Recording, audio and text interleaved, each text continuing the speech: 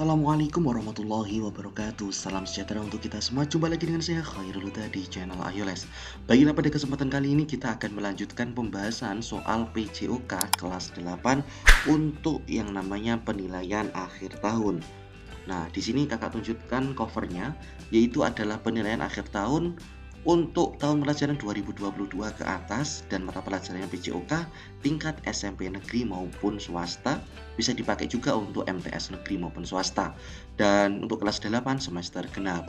Adik-adik bagi yang belum melihat part pertama pembahasan dan juga kunci jawaban untuk soal nomor 1 sampai soal nomor 40, silahkan masuk ke channel kakak dan disitu sudah ada kunci jawabannya dan juga pembahasan. Baiklah adik-adik, kita langsung lanjut ke soal, yaitu kita akan memulai pembahasan untuk soal uraian. Soal uraian kita berada pada soal nomor 41 sampai nomor 45. Bagi adik-adik yang belum klik like, komen, dan subscribe bisa dilakukan terlebih dahulu, atau apabila adik-adik ingin melakukan ataupun meminta pembahasan soal lainnya, silahkan tuliskan di kolom komentar. Secepat mungkin akan kakak buatkan pembahasan soal sesuai dengan request yang diminta. Baiklah, mari kita langsung mulai pembahasan dari soal nomor 41. Soal nomor 41, jelaskan cara melakukan gerakan meroda. Nah, kuncinya adik-adik kalau menemukan soal yang berbau menjelaskan, jelaskan, nah itu silakan mengarang indah, tetapi adik-adik harus tahu poin utamanya urutannya seperti apa. Nah, sebagai contoh di sini kakak kasih contoh di kunci jawaban ini. Kunci jawaban yang kakak buatkan, tahapan pembelajaran dalam kegiatan meroda, yaitu yang pertama, posisi awal berdiri menyamping arah gerakan, kedua kaki dibuka selebar bahu, kedua tangan lurus ke atas di samping kepala, dan pandangan ke depan. Oke, setelah kita melakukan posisi awal ataupun sikap awal, maka kita langsung ke eksekusinya, pelaksanaan. Turunkan tangan satu persatu ke matras, diikuti kaki naik ke atas hingga kedua lengan bertumpu pada matras, kedua kaki lurus ke atas, badan lurus, turunkan kembali kaki satu persatu ke matras, diikuti kedua lengan terangkat dari matras hingga posisi berdiri dan kedua lengan lurus ke atas. Baiklah adik-adik, ketika menemukan soal ini jangan lupa untuk dicatat supaya adik-adik nanti tahu kunci-kunci ataupun urutannya dalam menjawab soal uraian. Silahkan siapkan kertas terlebih dahulu untuk menjawab ataupun menulis kunci jawabannya. Kita lanjut ke soal nomor 2. Sebutkan 5 macam senam irama yang kamu ketahui. Nah, di sini kakak sebutkan 5. Silahkan adik-adik nanti catat ya. Yang pertama, senam poco-poco. Yang kedua, senam zumba. Yang ketiga, senam maumere. Yang keempat, senam SKJ, dan yang terakhir, yang kelima, yaitu senam BL. Nah, silahkan adik-adik nanti hafalkan. Oke, kita langsung masuk ke nomor 43. Jelaskan konsep gerakan renang gaya dada. Oke.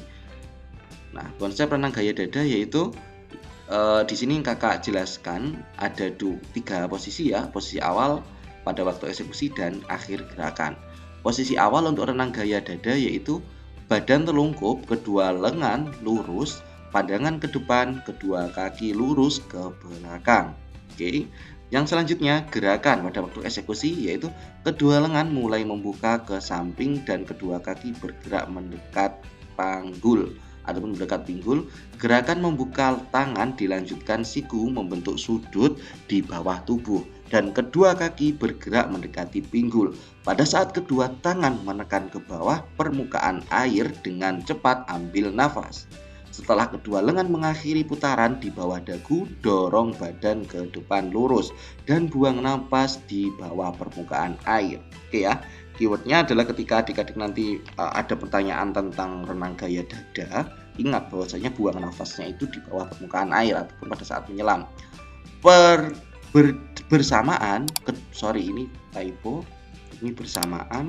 Bersamaan kedua kaki mendorong ke belakang. Oke. Yang selanjutnya adalah tahap yang terakhir, akhir gerakan. Kedua lengan lurus ke depan, oke. Kedua kaki rapat, pandangan ke depan, batas air pada alis mata. Nah, itu ya kira-kira adik-adik, batas air pada alis mata. Oke, itu adalah jawaban untuk soal nomor 3. Kita lanjut ke soal nomor 44. Jelaskan cara penularan virus HIV atau AIDS. Nah, bagaimana caranya? Itu cara penularan virus HIV atau AIDS itu ada beberapa cara penularan. Nah, di sini kakak sebutkan ada 5. Yang pertama, melalui hubungan seks bebas. Yang selanjutnya, melalui jarum suntik yang digunakan bersama-sama. Yang ketiga, melalui ibu kepada janinnya. Yang keempat, melalui transfusi darah. Yang terakhir, melalui air susu ibu. Nah, ketika seorang ibu itu mengidap HIV atau AIDS, nah di situ dilarang banget ya untuk melakukan penyusuan kepada anaknya atau memberikan air susunya kepada anaknya ataupun kepada orang lain, karena itu adalah salah satu cara penularan virus HIV atau AIDS yang kita ketahui sangat berbahaya dan mampu menyerang daya kekebalan tubuh kita ataupun imun kita. Kita lanjut ke soal selanjutnya. Soal terakhir, sebutkan 5 bentuk pelanggaran lalu lintas yang sering dilakukan oleh pengendara roda 2. Nah, kira-kira apa saja nih? Nah, di sini kakak sebutkan beberapa kegiatan nih yang sering dilanggar ataupun mereka yang sering melanggar lalu lintas bagi pengendara roda 2. Yang pertama, tidak menggunakan helm. Oke, itu adalah salah satu pelanggaran. 2, tidak memiliki SIM, dilarang untuk mengemudikan kendaraan roda 2. Yang selanjutnya, berboncengan lebih dari 2. Oh ya, ini yang sering terjadi di adik-adik di usia sekolah, yang mana itu sebenarnya kalian belum boleh ya untuk mengendarai sepeda motor, karena pasti kalian belum punya SIM, karena syarat memiliki SIM itu kan harus memiliki KTP. Nah, KTP itu bisa dimiliki setelah usia 17 tahun. Berarti pasti kalau adik-adik yang seusia SMP belum memiliki SIM. Jadi kalau berangkat ke sekolah lebih baik untuk diantar oleh kedua orang tuanya ataupun salah kakak dan sebagainya. Yang selanjutnya, yang terakhir, ketika berbelok tidak menggunakan lampu isyarat ataupun rating ya yang kita ketahui. Knalpot diganti menjadi knalpot racing ataupun bising. Nah, ini juga tidak boleh karena itu sangat mengganggu ketertiban lalu lintas. Baiklah adik-adik, terima kasih telah menyaksikan pembahasan untuk soal uraian untuk soal PAT PJOK kelas 8. Baiklah adik-adik, bagi yang belum subscribe bisa dilakukan terlebih dahulu, dan bagi yang menginginkan pembahasan soal lain silahkan tuliskan di kolom komentar. Akan kakak buatkan pembahasan secepat mungkin. Baiklah, terima kasih untuk adik-adik semua yang telah setia bersama Ayoles. Tetap jadikan Ayoles sebagai media solusi belajar yang paling cepat dan efisien. Dari kakak akhiri, apabila ada kurang lebihnya mohon maaf yang sebesar-besarnya. Akhirul kalam, wassalamualaikum warahmatullahi wabarakatuh.